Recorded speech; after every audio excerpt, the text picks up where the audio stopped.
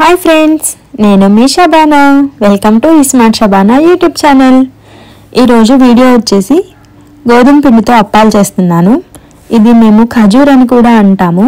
ఒక్కో ప్రాంతాన్ని అండ్ వాళ్ళు మాట్లాడే భాషని బట్టి ఒక్కో వంటకి పేర్లు కూడా డిఫరెంట్గా ఉంటాయి కదా. అయితే ఈ రెసిపీ కోసం కావాల్సిన ఇంగ్రీడియంట్స్ ఇప్పుడు చూద్దాం. గోధుమ పిండి 1 కప్, 250 గ్రామ్స్ అనుకోండి. బొంబాయి రవ్వ 1/2 కప్, 3 స్పూన్స్ కొబ్బరి పొడి, బెల్లం సరిపడా, ఇలాచీ పౌడర్, పాలు కొద్దిగా, డ్రై ఫ్రూట్స్ అయితే మన ఇష్టం. డ్రై ఫ్రూట్స్ని ముందు మనం చిన్న చిన్న పలుకుల్లాగా చేసుకోవాలి. నెక్స్ట్ బొంబాయి రవ్వని కొద్దిగా నెయ్యి కానీ వెన్నతో కానీ ఫ్రై చేసుకోవాలి. నేను వెన్న యూస్ చేస్తున్నాను. ఇలా రవ్వని ఫ్రై చేసుకోవడం వల్ల అప్పాలకి ఫ్లేవర్ చాలా బాగుంటుంది. జస్ట్ రవ్వ కలర్ చేంజ్ అయ్యే వరకు ఫ్రై చేస్తే చాలు. లో ఫ్లేమ్లో ఫ్రై చేయండి. చాలా తక్కువ మంట మీదే ఈ రవ్వని ఫ్రై చేసుకోవాలి బాగా. నెక్స్ట్ బెల్లం కరిగించుకుందాము. ఈ రవ్వ అయితే అయిపోయింది, చూసారా కలర్ ఇలా చేంజ్ అయ్యింది. నెక్స్ట్ బెల్లం కరిగించుకోవాలి. బెల్లం అయితే కరెక్ట్గా తీసుకోండి. కొంచెం తక్కువ తీసుకున్నా పర్లేదు పిల్లలు తినే వాళ్ళు ఉంటే. ఇప్పుడు నేను కరెక్ట్గా కొంచెం బెల్లం తీసుకొని ఇందులో కొద్దిగా వాటర్ని వేస్తున్నాను. జస్ట్ మనం కరిగించుకుంటే సరిపోతుంది. స్టవ్ మీద పెట్టి బెల్లం కరిగేంత వరకు మనం దీన్ని కలుపుకుంటూ ఉండాలి. చాలా ఫాస్ట్గా కరిగిపోతుంది బెల్లం. ఈ బెల్లం కరిగాక దీన్ని ఒక పక్కకి తీసి పెట్టి నెక్స్ట్ ప్రాసెస్లోకి ఇప్పుడు స్టవ్ ఆఫ్ చేసేసుకొని ఇంకా నెక్స్ట్ మనం ఒక బౌల్లో గోధుమ పిండి, ఫ్రై చేసి పెట్టిన బొంబాయి రవ్వ, కొబ్బరి పౌడర్, ఇదైతే నేను ఎండు కొబ్బరి తీసుకుంటున్నాను. మీరు పచ్చి కొబ్బరి అయితే కొద్దిగా నెయ్యిలో ఫ్రై చేసి వేసుకోండి.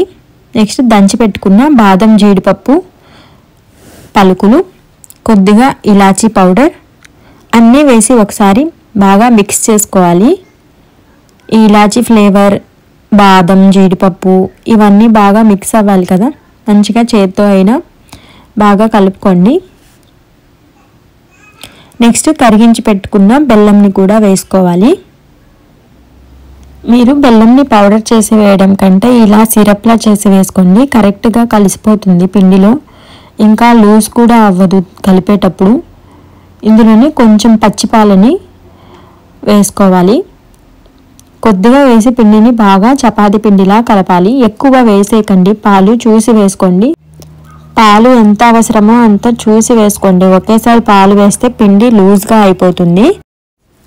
మనం ఈ పిండి కలిపిన తర్వాత ఎక్కువసేపు పక్కన ఉంచకండి. వెంటనే మనం అప్పాల్లాగా చేసేసుకోవాలి, లేకపోతే ఈ బెల్లం అంతా కరిగి స్టిక్కీ అయిపోతుంది. చూసారా ఇలా కరెక్ట్గా ఉంది.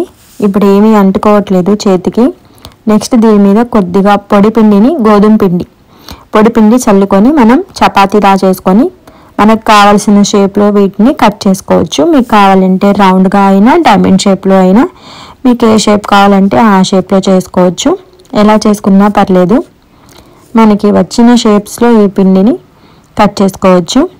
చూసారా, నేనైతే ఈ విధంగా పిండి అంతటిని ఇలా రెడీ చేసుకుంటున్నాను. ఇలా నైఫ్తో ఘాట్లు పెట్టుకొని కట్ చేసుకోవచ్చు, లేకపోతే మీ దగ్గర ఏదైనా ప్లాస్టిక్ మూత ఉన్న రౌండ్గా కట్ చేసుకోవచ్చు. ఇప్పుడు ఇవన్నీ రెడీ చేసుకొని ఒక ప్లేట్లోకి తీసుకుందాం.